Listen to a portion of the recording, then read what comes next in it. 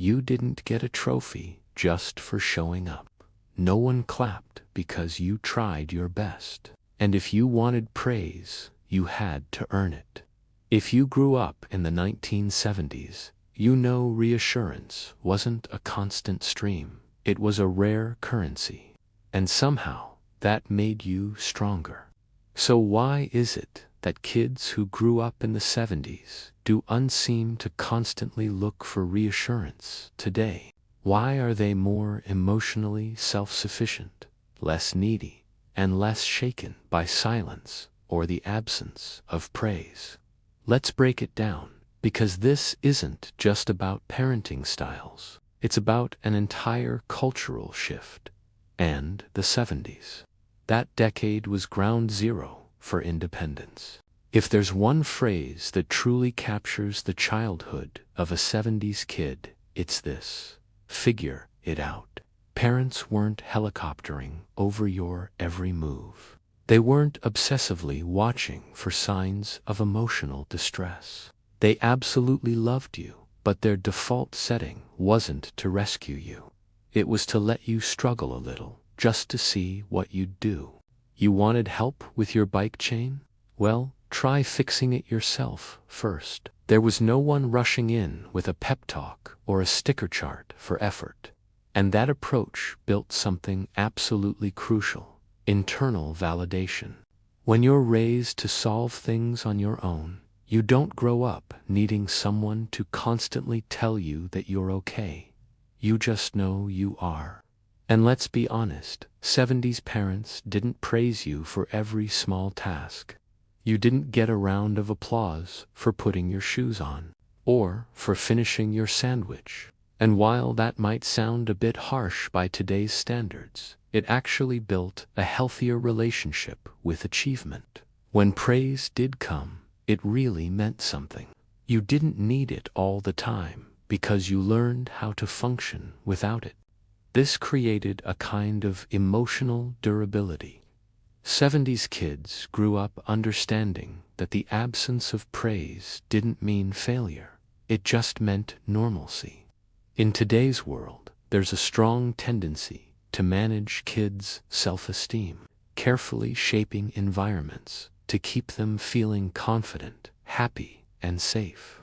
But for 70s kids, life wasn't padded.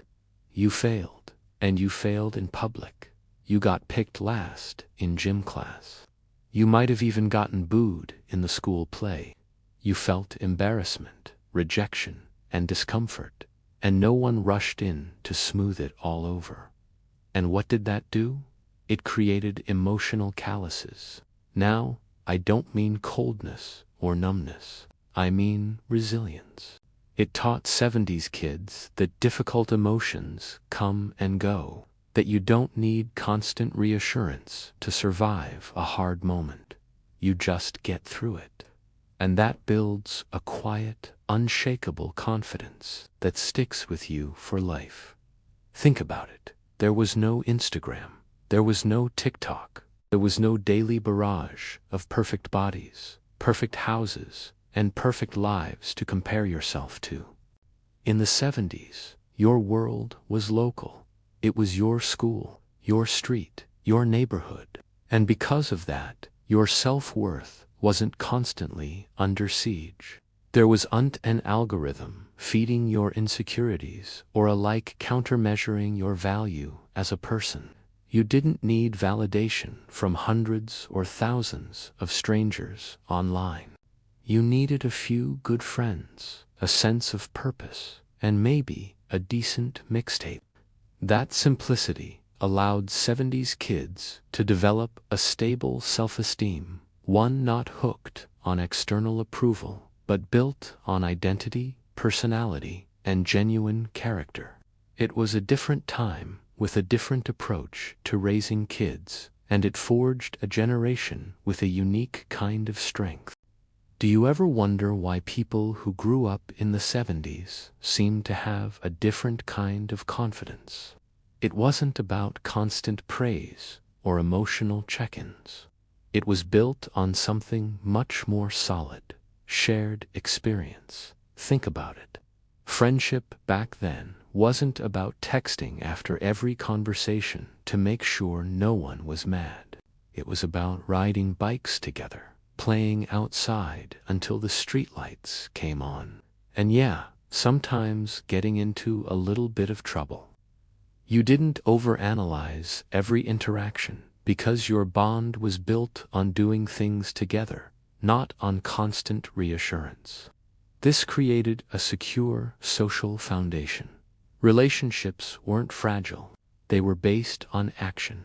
And because you weren't always questioning your value in the group, you just trusted your place in the world. Failure was also handled differently. If you bombed a test, failed at tryouts, or got detention, life just went on. No one rushed you to therapy for it. Your parents didn't email the teacher demanding extra credit. You had to face the consequences, learn the lesson, and move on. This normalized failure and made it less scary. When you're not terrified of failing, you don't need so much hand-holding to take risks. You become more self-motivated, more resilient, and more willing to try things without a guarantee of success. And what about outside influence? Today, we have 100 voices in our ear telling us how to dress, think, talk, and live. In the 70s, you had a few TV shows, a couple of magazines, your friends, and your family. That was pretty much it.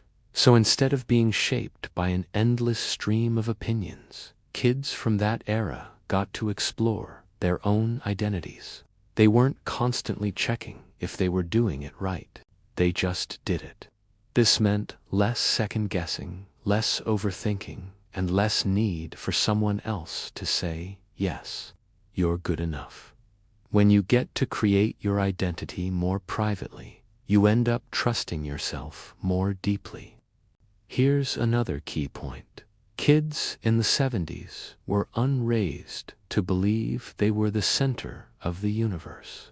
The family didn't revolve around them. They were part of the unit, but not necessarily the star of the show. This taught a powerful lesson in humility. Now, humility isn't low self-esteem. It's a quiet strength. It's the ability to walk into a room and not need to be the center of attention, not need to be praised or validated. It's being perfectly okay in the background, doing great work without needing the credit for it. It's knowing your own worth, even if no one else is talking about it. So, no, 70s kids weren't pampered with endless affirmation.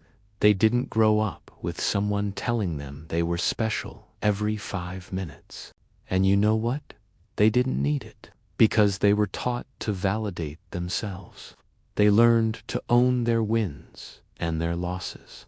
They learned how to fail, get back up, and keep going. That kind of confidence, the quiet kind that comes from within, is the kind that lasts a lifetime. I'm really curious to hear your thoughts. Do you recognize yourself in any of this? Or maybe see it in people you know? Let me know down in the comments. Thanks for watching. Don't forget to subscribe, and I'll see you in the next video.